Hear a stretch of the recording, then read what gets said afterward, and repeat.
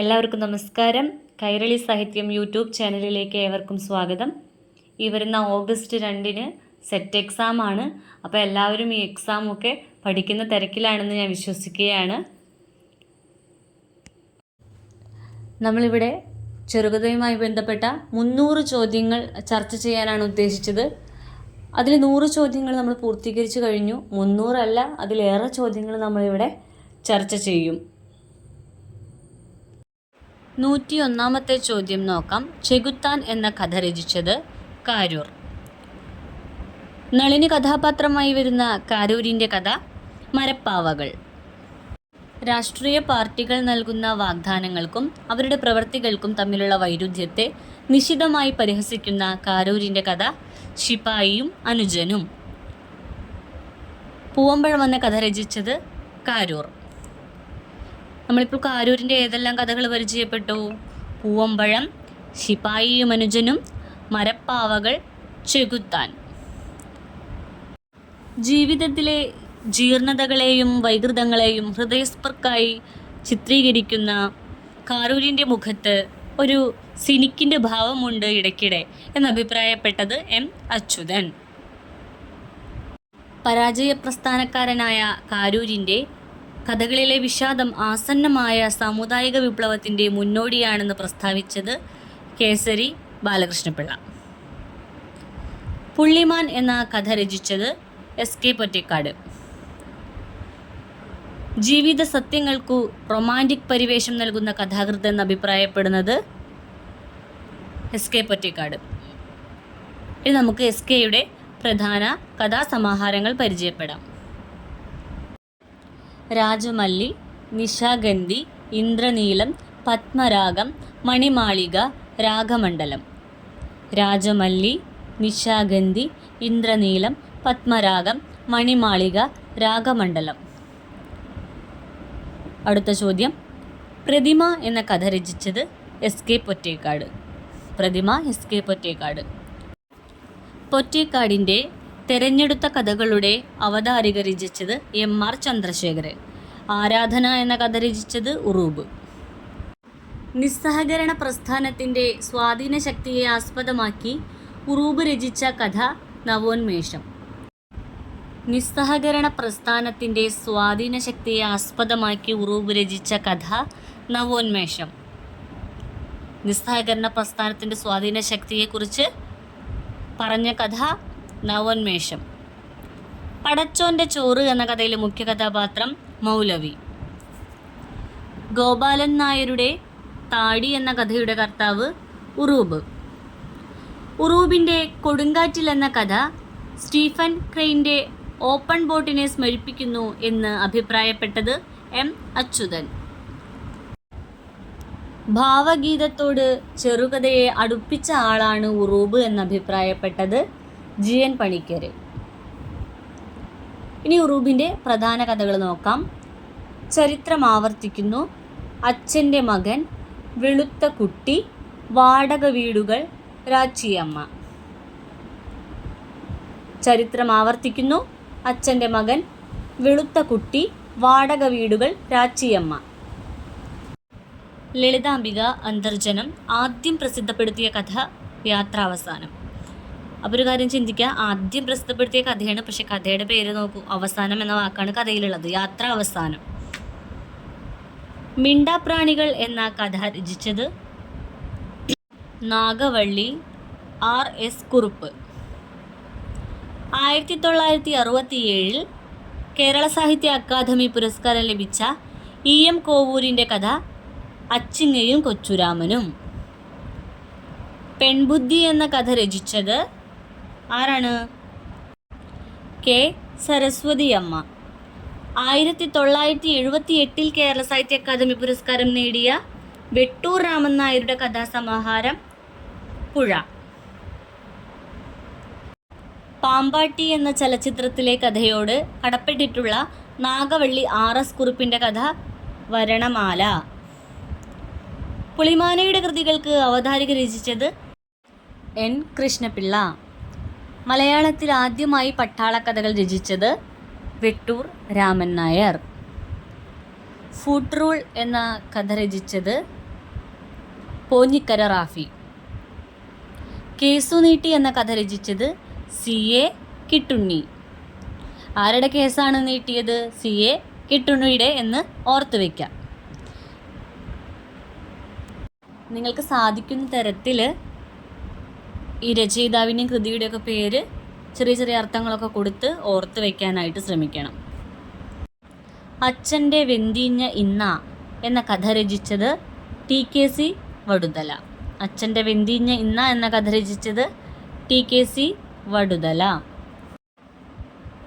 പുലിവാലു പിടിച്ച കഥ രചിച്ചത് M ഗോവിന്ദൻ. ഒരു വിദ്യാർത്ഥിയുടെ അമ്മ എന്ന കഥ രചിച്ചത് കോവിലൻ.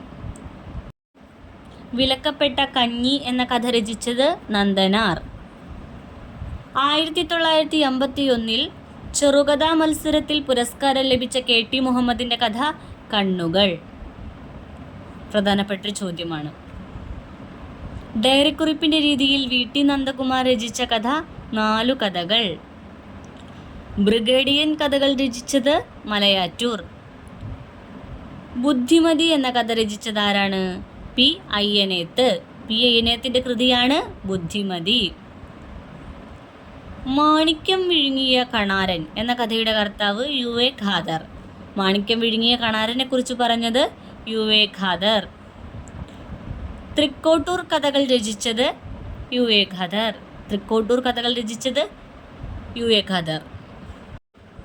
ഒരു നല്ല മനുഷ്യൻ എന്ന കഥ രചിച്ചത് എരുമേലി പരമേശ്വരൻ പിള്ള. എരുമേലി ഒരു നല്ല മനുഷ്യനാണല്ലേ. CN ശ്രീകണ്ഠൻ നായർ K ബാലകൃഷ്ണൻ അയച്ച കത്തിൻ്റെ രൂപത്തിൽ എഴുതിയ കഥ ഒരു രക്തസാക്ഷിയുടെ കാഴ്ചപ്പാടുകൾ. രക്തം കലർന്ന മണ്ണ് എന്ന കഥ രചിച്ചത് വയലാർ. രക്തം കലർന്ന മണ്ണ് വയലാർ. T പത്മനാഭൻ്റെ ആദ്യ കഥ കുറ്റവാളി. T പത്മനാഭൻ്റെ ആദ്യ കഥ ഏതാണ്? കുറ്റവാളി. പറയൂ ഫാദർ ഗൺസാലസ് എന്ന കഥ രചിച്ചത് OV വിജയൻ. ലോക ചെറുകഥാ സാഹിത്യ മത്സരത്തിൽ 1954 ഒന്നാം സമ്മാനം നേടിയ MTയുടെ കഥ വളർത്തുമൃഗങ്ങൾ. ലോക ചെറുകഥാ മത്സരത്തിനാണ് MTയുടെ കഥയ്ക്ക് ഒന്നാം സ്ഥാനം ലഭിച്ചത്. ആ കഥ വളർത്തുമൃഗങ്ങൾ. വേലായുധൻ കഥാപാത്രമായി വരുന്ന MTയുടെ കഥ ഇരുട്ടിൻ്റെ ആത്മാവ്. രാത്രിയിൽ എന്ന കഥ രചിച്ചത് മാധവിക്കുട്ടി. ചോദ്യചിഹ്നം എന്ന കഥ രചിച്ചത് ആരാണ്? NP മുഹമ്മദ്. സ്വാതന്ത്ര്യ സമരകാലത്തെ ഒരു സംഭവത്തെ ആധാരമാക്കി NP മുഹമ്മദ് രചിച്ച കഥ കോഴി 3 വട്ടം കൂകി. ഇനി ആത്മഹത്യ എന്ന കഥ രചിച്ചത് ആരാണ്? രാജലക്ഷ്മി. നിന്റെ കഥ എൻ്റെയും രചിച്ചത് ആരാണ്? N മോഹനൻ. കുഞ്ചുണ്ണി കഥാപാത്രമായി വരുന്ന N മോഹനൻ്റെ കഥ കൊച്ചുതിരുമേനി. അടുത്ത ചോദ്യം നോക്കാം. വിവാഹപ്പിറ്റേന്ന് എന്ന കഥ രചിച്ചത് VKN. സ്വവർഗരതിക്ക് അടിമപ്പെട്ട് ജീവിതം തുലച്ചു കളഞ്ഞ ബാലഗോപാലൻ്റെ കഥ ആവിഷ്കരിക്കുന്ന കാക്കനാടൻ്റെ കഥ ഒറ്റയാൻ. അഭയാർത്ഥികൾ എന്ന കഥ രചിച്ചത് കാക്കനാടൻ. ശ്രീചക്രം എന്ന കഥ രചിച്ചത് ആരാണ്? അതും കാക്കനാടൻ തന്നെയാണ്. കള്ളനായ എന്ന കഥ രചിച്ചത് M മുകുന്ദൻ. നമുക്ക് പാർക്കാൻ മുന്തിരിത്തോപ്പുകൾ എന്ന കഥ രചിച്ചത് സക്കറിയ. ഒരിടത്ത് എന്ന കഥ രചിച്ചതും ആരാണ്? സക്കറിയ തന്നെയാണ്. MP നാരായണപിള്ളയുടെ ആദ്യ കഥ കള്ളൻ. MP നാരായണപിള്ള കള്ളൻ. ഒരു യുവതിയുടെ മനസ്സിൻ്റെ വിചിത്രമായ യാത്രകൾ ആവിഷ്കരിക്കുന്ന വെളുത്ത കൂടാരങ്ങൾ എന്ന കഥ രചിച്ചത് സേതു. സേതുവിൻ്റെ കഥയാണ് ഒരു യുവതിയുടെ മനസ്സിലെ വിചിത്രമായ യാത്രകൾ ആവിഷ്കരിക്കുന്ന വെളുത്ത കൂടാരങ്ങൾ. അസർ ബാങ്ക് എന്ന കഥ രചിച്ചത് പുനത്തിൽ കുഞ്ഞബ്ദുള്ള. പുനത്തിൽ ആത്മകഥാരൂപത്തിൽ എഴുതിയ ഹൃദയസ്പർശിയായ കഥ എന്നെ ശ്മശാനത്തിലേക്ക് നയിക്കുന്ന ഞാൻ. ഇനി അടുത്ത ചോദ്യം. തിത്തുണ്ണി എന്ന കഥ രചിച്ചത് M സുകുമാരൻ. ആട്ടിൻകുട്ടിയും ചെന്നായയും എന്ന കഥ രചിച്ചത് ജോൺ എബ്രഹാം. പൂജ്യം എന്ന കഥ രചിച്ചത് ആനന്ദ്. പൂജ്യം ആനന്ദ്. GN പണിക്കരുടെ ആത്മകഥ ദൈവം ചിരിക്കുന്നു.